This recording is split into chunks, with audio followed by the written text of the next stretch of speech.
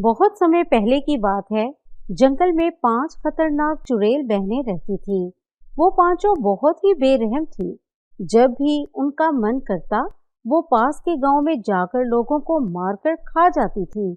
फिर एक दिन जंगल के पास वाले गांव में किसी की शादी चल रही थी। तभी वो पांचों चुड़ैल बहनें वहां पहुंच जाती हैं। उसके बाद वो सभी चुड़ैलें बारात में आए लोगों पर हमला कर देती हैं। ये देखकर दूल्हे को बहुत गुस्सा आता है और वो अपनी तलवार से इन चुड़ैलों पर हमला करने लगता है।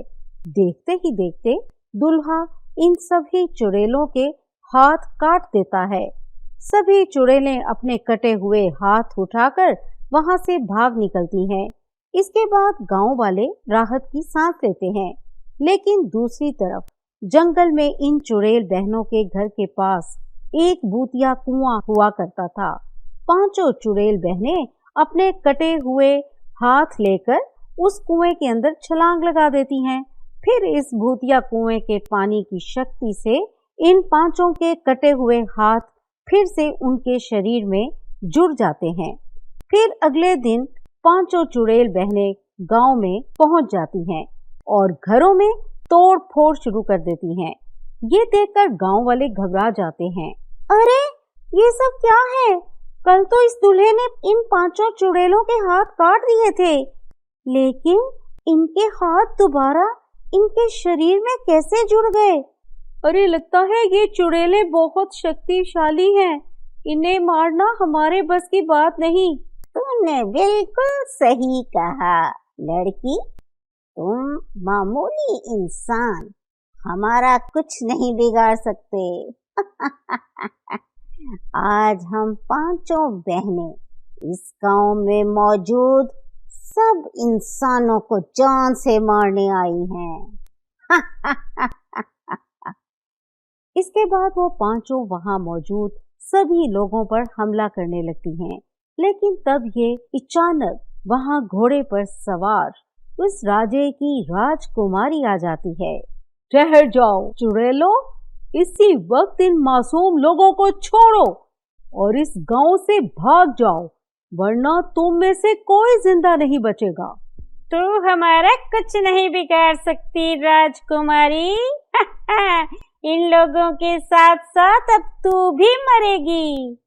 इतना कहकर वो पांचों चुड़ैल राजकुमारी को पकड़ने के लिए आगे बढ़ती हैं। लेकिन तभी राजकुमारी अपने तीरों से एक एक करके इन सभी चुड़ैलों के पैरों को काट देती है। ये देखकर सभी चुड़ैलें अपने कटे हुए पैरों को उठाकर हवा में उड़ने लगती हैं। आज तूने हमारे पैर काट दिए, लेकिन चिंता मत कर राजकुमारी, हम पांचों थोड़ी देर में ही वापस आती हैं और अपने साथ एक विशाल राक्षस को लेकर आएंगी। इसके बाद राक्षस तेरे साथ साथ इस गांव वालों को भी मार कर खा जाएगा। हाँ! इतना कहकर वो सभी चुड़ैलें जंगल की ओर चली जाती हैं। सुनिए राजकुमारी जी, थोड़ी ही देर में चुड़ैलें पैरों को फिर से जोड़कर यहाँ वापस आ जाएंगी। ओह, लेकिन ये कैसे हो सकता है? अब पता नहीं, शायद इन चुड़ैलों के पास कोई जादुई शक्ति है। अगर ऐसी बात है तो मैं भी इन चुड़ैलों का पीछा करके इनकी शक्तियों का पता लगा लेती हूँ। आखिर वो अपने कटे हुए शरीर को कैसे जोड़ लेती हैं। इसके बाद राजकुमारी अपने घोड़े को दौड़ाती हुई चुड़ैल का पीछा करते हुए जंगल में पहुंच जाती है। तभी राजकुमारी देखती है कि पांचों चुड़ैलें अपने कटे हुए पैरों को लेकर भूतिया कुएं में कूद रही हैं। फिर थोड़ी देर के बाद वो पांचों चुड़ैलें कुएं से बाहर आ जाती हैं और सभी चुड़ैलों के पैर उनके शरीर से पूरी तरह जुड़ चुके थे। ओह, लगता है ये कोई भूतिया कुआं है जो इन चुड़ैलों की मदद कर रहा है।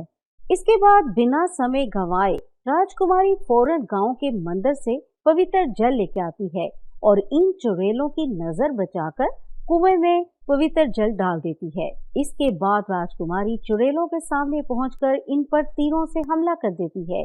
देखते ही देखते राजकुमारी चुड़ैलों की गर्दन को अपने तीरों से काटकर अलग कर देती है। लेकिन तभी चुड़ैलों के कटे हुए सर जोर जोर से हंसने लगते हैं। तू चाहे कुछ भी कर ले, लेकिन तू हमें नहीं मार सकती। इसके बाद पांचों चुड़ैलों का कटा हुआ सर और धड़ हवा में उड़ता हुआ कुएं के अंदर चला जाता है, लेकिन पवित्र जल की वजह से इन चुड़ैलों के शरीर में आग लग जाती है। अरे मर गई रे, कोई हमें बचाओ, हमें बचाओ। ये आग कैसे लग गई? लगता है इस धोखेबाज राजकुमारी ने कुएं में पवित्र जल डाल दिया। अब हम में से कोई नहीं बचेगा। देखते ही देखते वो सब चुड़ैलें जलकर राख हो जाती हैं। उसके बाद सभी गांव वाले राजकुमारी का शुक्रिया अदा करके खुशी खुशी रहने लगते हैं। तो आपने देखा दोस्तों 5 चुड़ैलों की कहानी। अगर ये कहानी आपको अच्छी लगी हो तो हमारे चैनल को जरूर लाइक, सब्सक्राइब और शेयर कर दें, ताकि हम इस तरह की नई नई कहानियां बनाते रहें।